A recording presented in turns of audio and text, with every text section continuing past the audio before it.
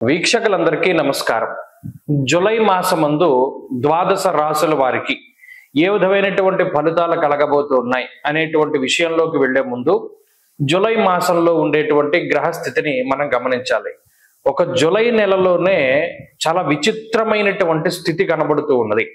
14వ తారీఖు నాడే మొత్తం గ్రహాల యొక్క మార్పు అనేటువంటిది చాలా ముఖ్యమైనటువంటి విషయంగా చెప్పచ్చు. 14వ తారీఖునే శని వక్రగతిని ప్రారంభం చేస్తారు. అంటే ఇప్పుడు మీనరాశిలో సంచరిస్తూ ఉన్నటువంటి శనేశ్వరుడు వక్రగతిని ప్రారంభం చేసి నవంబర్ 12వ తారీఖు వరకు వక్రించి ప్రయాణం చేయబోతూ ఉన్నారు. దీని తాలూకు ప్రభావం ఉంటుంది. ఇది 14వ తారీఖునే ప్రారంభం అవుతుంది. అలాగే 14వ తారీఖు నుండి దక్షిణాయనం ప్రారంభం. అంటే సూర్యుడు మిథున రాశిని వదిలిపెట్టి కర్కాటక సంక్రమణం చేసేటువంటి పుణ్యకాలం కూడా 14.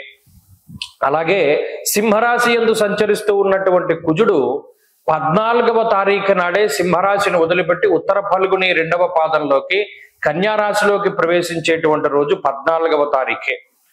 అలాగే 14వ తారీఖు నాడే వృషభ రాశి యందు స్వక్షేత్రంలో సంచరిస్తూ ఉన్నటువంటి శుక్రుడు మిథునంలోకి ప్రవేశం చేస్తారంటే మిథున సంక్రమణం శుక్రుడికి 14వ తారీఖు నాడే. అలాగే జూలై 14వ తారీఖు నాడే బుధుడు వక్రగతిని ప్రారంభం చేయబోతూ ఉన్నారు. ఇక్కడ చూడండి, కుజుడు, రవి అలాగే శుక్రుడు ఈ 3 గ్రహాలు కూడా 14వ తారీఖున సంక్రమణం చేయబోతూ ఉంటే శనేశ్వరుడు అలాగే బుధుడు ఈ 2 గ్రహాలు కూడా తమ యొక్క వక్రగతిని ప్రారంభం చేయబోతూ ఉన్నాయి. బుధుడు అయితే ఆయన ఉన్నటువంటి రాశి కర్కాటకంలోనే వక్రించి సంచారం చేయబోతూ ఉన్నారు. ఇది చాలా ముఖ్యమైనటువంటి విషయం. అంటే 14వ తారీఖు నాడు ఒక్కరోజు నాడే 5 గ్రహాల తాలూకు కదలికలు జరగడం అనేటువంటిది కూడా ఆ రోజుకి ఎంతో ప్రాముఖ్యతని సంతరించుకోబోతూ ఉన్నది. కాబట్టి ఇది ముఖ్యమైనటువంటి డేటు. ఇది ద్వాదశ రాశుల వారి యొక్క జీవన గమనాన్ని మార్చేటువంటి డేటుగా మనం చెప్పవచ్చు. సరే, ఇలా ఉన్నప్పుడు గ్రహస్థితిని పరిశీలిస్తే మరి ఈ మాసంలో శనేశ్వరుడు మీనమందు సంచారం చేస్తూ ఉన్నారు. వక్రించిన మీనంలోనే ఉంటారు. 14వ తారీఖు వరకు రవి మిథునంలో ఉంటారు. 14 తర్వాత కర్కాటకానికి వస్తారు. అలాగే రాహుకేతువులు కుంభరాశి యందు సింహరాశి యందు సంచారం చేస్తూ ఉన్నారు. కుజుడు 14 వరకు సింహమందు తదుపరి కన్య యందు సంచారం చేస్తారు.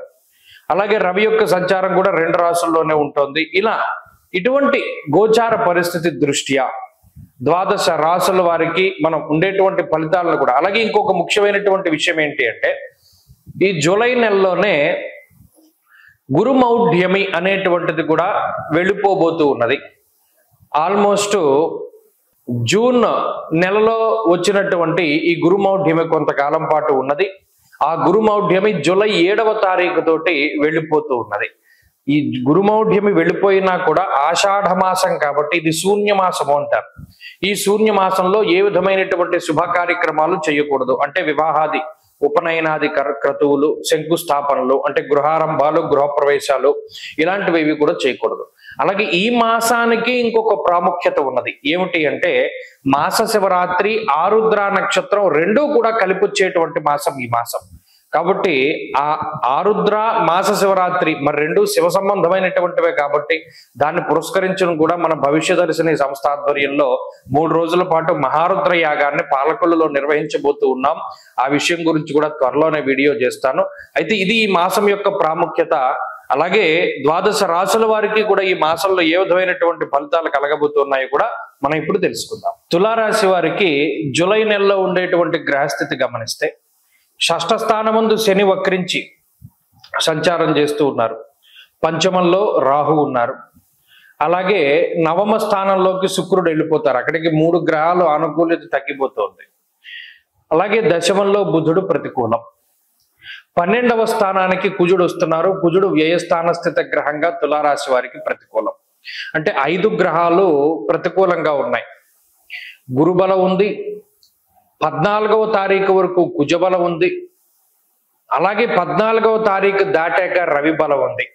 మిగతా 3-4 గ్రహాలు కూడా యోగిస్తూ ఉన్నాయి. అయితే ప్రధానంగా యోగించేటువంటి గ్రహాలు అంటే మనం ఆధారపడవలసింది మాత్రం గురువు, రవి. ఈ 2 గ్రహాలపైనే ఆధారపడి ఈ మాసంలో తులారాశి వారు ముందుకు వెళ్ళాలి. మరి గత మాసంతో పోల్చుకుంటే బలం అనేటువంటిది తగ్గుతుంది. ఎందుకంటే ప్రధానంగా మరి గత మాసంలో లాభస్థాన స్థిత కుజుడు ఇప్పుడు కూడా 14వ తారీఖు వరకు కుజబలం ఉన్నది. 14 వరకు ఇబ్బంది ఏం లేదు. 14 దాటాక ఉండేటువంటి గ్రహస్థితి గురించి మనం చెప్పుకుంటున్నాం. 14వ తారీఖు వరకు గురుబలం ఉంది, కుజబలం ఉన్నది, శని బలం ఉన్నది. ఇలా గ్రహాలన్నీ అనుకూలంగానే ఉన్నాయి, అదేం ఇబ్బంది లేదు.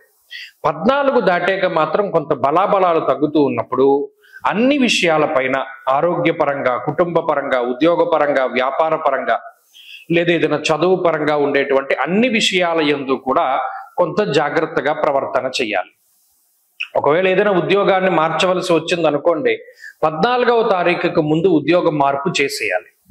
ముఖ్యమైన వ్యక్తులను కలవాలి, లేదా ముఖ్యమైన నిర్ణయాలు తీసుకోవాలి, లేదు మరి ఇతరత్ర శుభ కార్యక్రమాల గురించి చర్చించాలి, శుభ కార్యక్రమాల గురించి ఆలోచించాలి. ఇలా ఏది తీసుకున్నా కూడా 14వ తారీఖుకు మునుపే వాటన్నిటినీ పూర్తి చేసేసుకుంటే కొంత దైవ బలం, ప్రత్యేకించి గ్రహాల యొక్క బలం అనేటువంటిది ఉంటుంది. 14 దాటాక స్థాన చలనానికి అవకాశం ఉంటుంది. అనగా ఏదైనా ఉద్యోగ పరంగా మార్పు, వ్యాపార పరమైనటువంటి మార్పు, గృహ మార్పు దగ్గర నుండి ఏదైనా మార్పు జరగవచ్చును. అలాగే కొంత ఖర్చు అధికంగా కనబడుతూ ఉన్నది. వ్యయ ప్రయాసాలకు లోనై ప్రయాణాలు చేసేటువంటి పరిస్థితులు కనబడుతూ ఉన్నాయి. అలాగే కొంత ఇందాక చెప్పుకున్నట్టు ఖర్చు కనబడుతూ ఉన్నది. ఈ విషయాలు మినహాయించి మిగతా పరిస్థితులన్నీ కూడా కొంత బాగానే ఉంటాయి. కాబట్టి తులారాశి వారు ప్రత్యేకించి గుర్తుపెట్టుకోవాల్సింది ఏంటి అంటే, 14వ తారీఖు దాటాక కొంత గ్రహాల తాలూకు బలాబలాలు తగ్గుతూ ఉన్నాయి. కాబట్టి ఈ లోపులోనే మనకి ఈ నెలలో ముఖ్యమైనటువంటివన్నీ చక్కబెట్టేసుకోవడం చెప్పదగినటువంటి సూచన.